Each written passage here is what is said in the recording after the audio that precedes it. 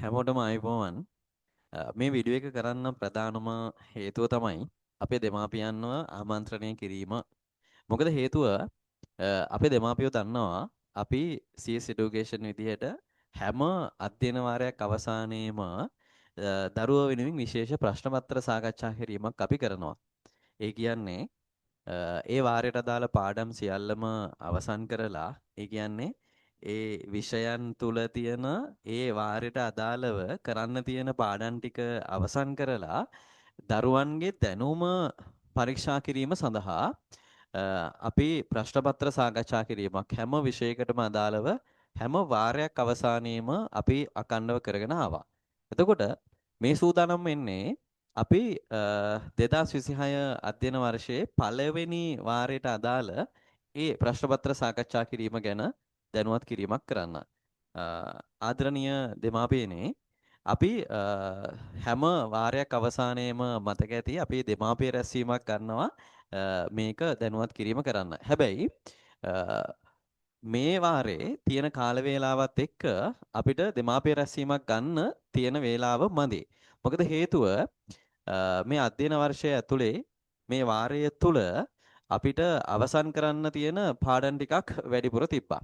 ඒ නිසා අපේ ගුරුවරුන්ට ඒ කාලය දීලා අපි දෙමාපිය රැස්වීම ගන්න එකෙන් චුට්ටක් වැළකීලා හිටියා. මොකද දරුවන්ට ඒ පාඩම් ටික ඉවර කරන්න ඕන නිසා. ඒ නිසා දෙමාපිය රැස්වීම ගත්තේ නැතත් මේ ආමන්ත්‍රණය කිරීම කරන්නේ අපේ දෙමාපියෝ වෙනුවෙන්. ඒ නිසා අපි මේ වාරයට අදාළ ප්‍රශ්න පත්‍ර සාකච්ඡා කිරීම හරියටම අපි පටන් ගන්නවා 2026 අප්‍රේල් මාසේ පළවෙනිදා 4 වෙනි මාසේ පළවෙනිදා අපි ප්‍රශ්න පත්‍ර සාකච්ඡා කිරීම ආරම්භ කරනවා. එතකොට මේකට අදාළ ප්‍රශ්න පත්‍ර ටික ගන්නේ කොහොමද? අපි මේ සියලුම ප්‍රශ්න පත්‍ර හැම විෂයකටම අදාළ සියලුම ප්‍රශ්න පත්‍ර ශ්‍රේණි වලට වෙන් කරලා විෂයන් වලට වෙන් කරලා අපි ඒ අදාළ WhatsApp group වලට දානවා. මේ වෙනකොට අපේ සියලුම දරුවෝ WhatsApp group එකකට ඇතුළත් කරලා තියෙනවා. එතකොට ඒ ඇතුළත් කරලා තියෙන WhatsApp group වලට මේ සියලුම ප්‍රශ්න පත්‍ර ටික අපි යොමු කිරීම කරනවා.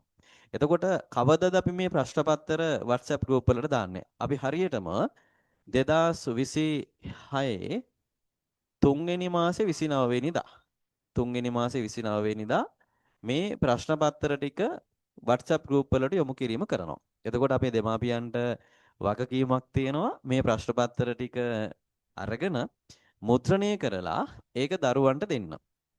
හැබැයි දරුවන්ට දෙනකොට මේ ප්‍රශ්න පත්‍ර ටික ඔක්කොම එකවර දෙන්න එපා.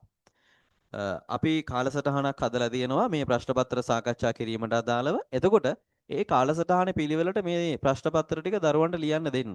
ලියන්න දෙනකොට ඉස්කෝලේ දීලා තියෙන අච්චු පොතවත් පන්තියේ කරපු නෝට් එකවත් බලන්න නැතුව දරුවගේ දැනුම පාවිච්චි කරලා ප්‍රශ්න පත්‍රය ලියන්න දෙන්න. ප්‍රශ්න පත්‍රය ලියලා ප්‍රශ්න පත්‍රය සාකච්ඡා කරන වෙලාවට දරුවව සම්බන්ධ කරන්න ඒ ලියපු ප්‍රශ්න පත්‍රයත් එක්ක. මොකද හේතුව ප්‍රශ්න පත්‍රය සාකච්ඡා කරනකොට දරුවා අතින් මොනවා හරි වැරදි වෙලා තිබ්බොත් එහෙම. ඒ කියන්නේ ප්‍රශ්න පත්‍රය ලියනකොට දරුවා අතින් මොනවා හරි වැරදි තියෙනවා නම් මොනවා හරි ප්‍රශ්නයක් හරි නැත්නම් ගානක් හදපු එකක හරි වැරදි තියෙනවා නම් ඒ වැරදි ටික නැවත निराකරණය කර ගැනීමේ හැකියාවක් තියෙනවා මේ ප්‍රශ්න පත්‍රය සාකච්ඡා කිරීම හරහා.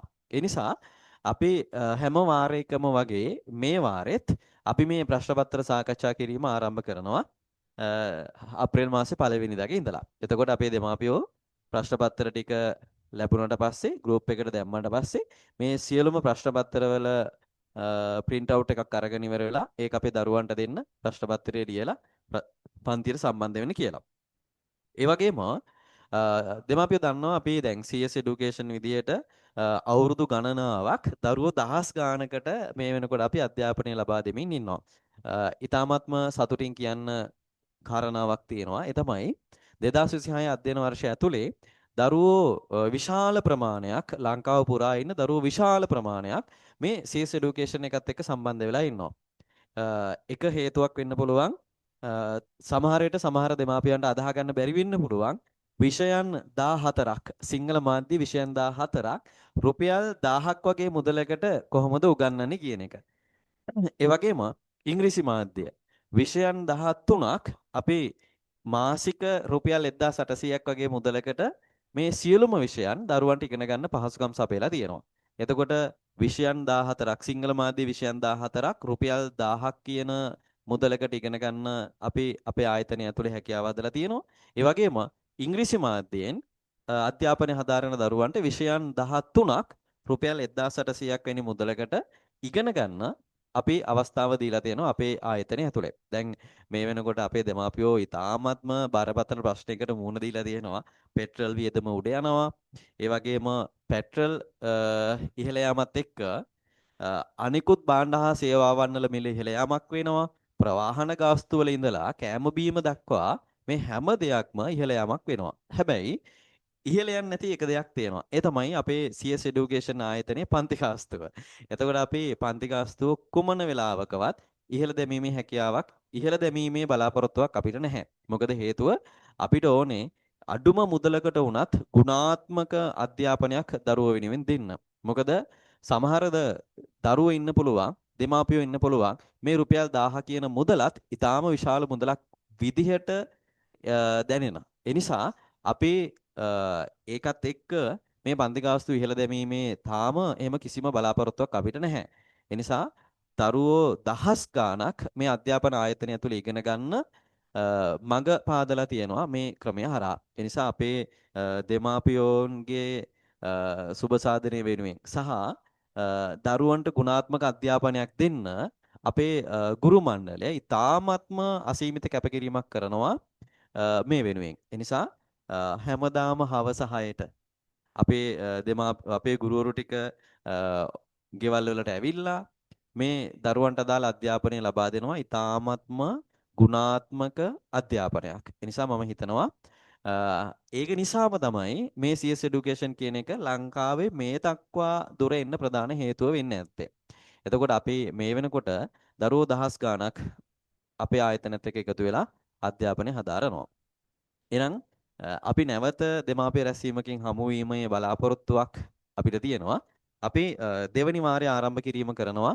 ඒ කියන්නේ 2026 අධ්‍යයන වර්ෂයට අදාළ දෙවනි වාරය අපි ආරම්භ කිරීම කරනවා 2026 4වෙනි මාසේ 20 අවුරුදු නිවාඩුවෙන් පස්සේ අපි දෙවනි වාරය ආරම්භ කිරීම කරනවා. එතකොට අපේ දෙමාපියන්ට පුළුවන් දරුවන්ව දෙවනි වාරයත් එක්ක අපේ ආයතනයත් එක්ක සම්බන්ධ කිරීම කරන්න.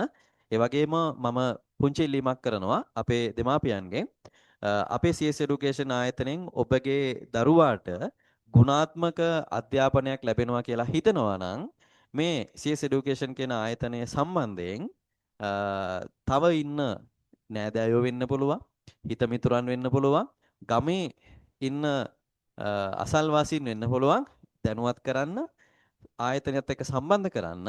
මොකද අපිට ඕනේ ලංකාවේ ඉන්න හැම දරුවෙක්ටම ඊ타ත්ම ගුණාත්මක අධ්‍යාපනයක් ඊ타ත්ම අඩු මුදලකට ලබා දෙන්න. ඒ නිසා අපි CS Education කියන ආයතනයේ විදියට ඒ කාර්යය ඒ විදිහට මිටු කරමින් ඉන්නවා.